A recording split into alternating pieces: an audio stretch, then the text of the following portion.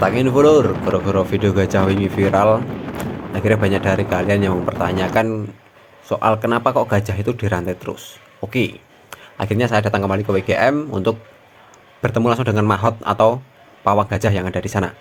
Sebelum menjawab pertanyaan dari kalian kenapa kok gajah itu dirantai terus, kita kembali ke flashback dulu sebelum insiden yang ada di WGM. Jadi untuk menghindari kesalahpahaman lebih baik simak dulu video ini dengan seksama. Oke. Nah, kita flashback dulu ke masa sebelum insiden di WGM. Menurut informasi yang saya dapatkan, sebelum ada insiden tersebut, gajah-gajah di sana itu memang sangat jinak dan bahkan karakternya baik semua. Akan tetapi entah karena suatu hal atau apa, gajah itu ditarik BKSDA dan akhirnya diberikan gajah baru yaitu Panamtu dan juga Panamsari. Akan tetapi entah bagaimana atau entah dari pihak pengelola yang tidak paham, sebenarnya Panamtu dan Panamsari itu bukan gajah tunggang, melainkan info yang saya dapatkan Panamtu dan Panamsari itu adalah gajah penarik sawit, atau ada juga yang bilang bahwasanya mereka itu bekas gajah sirkus. Sampai sini aman. Dan setelah gajah itu datang, Panamtu dan Panamsari itu entah berapa lama di WGM, tibalah sang dokter muda, yaitu almarhum Esti. Dia datang ke sana. Yang infonya yang saya dapat, dia itu mengambil foto ataupun mendokumentasikan gajah tersebut. Ada juga yang bilang karena dia menggunakan flash, ada juga yang bilang bahwasanya dia itu mengagetkan gajah. Istilahnya, singkatnya, dia itu membuat panik gajah tersebut dan akhirnya terjadi insiden yang di luar dugaan. Tidak hanya itu, Panamtu dulu juga dikabarkan sempat mengamuk di penangkaran Guci di Tegal. Itu disebabkan karena air maninya diambil buat penelitian.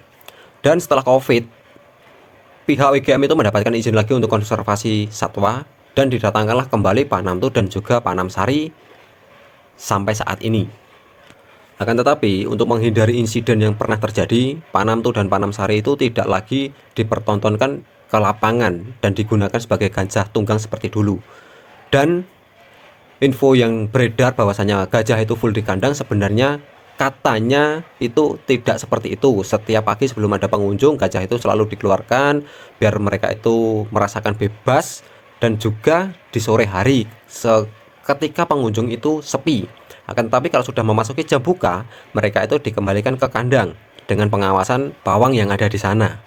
Akan tetapi kalau menjelang sore hari, gajah itu memang full dirantai untuk menghindari gajah itu keluar dari kandangnya.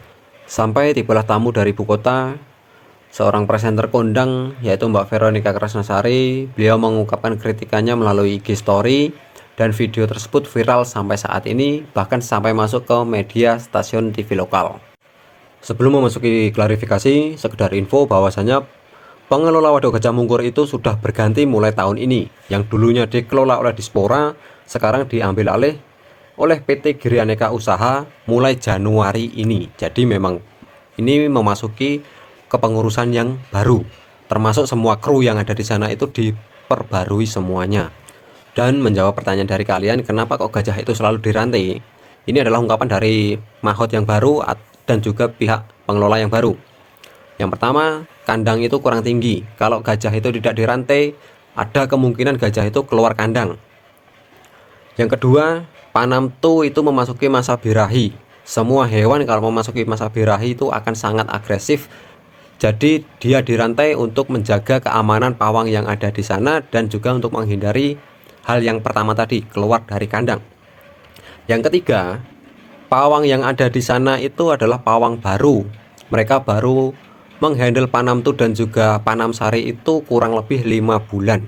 Dan pihak pengelola juga mengungkapkan bahwasanya mereka sedang tahap penyesuaian, masih berusaha untuk membenahi kandang-kandang yang ada di sana, berusaha untuk melestarikan dan juga merawat hewan sebaik mungkin. Jadi ya mereka memang sedang tahap untuk membenahi apa yang ada dan juga apa yang ditinggalkan oleh pihak pengelola yang lama.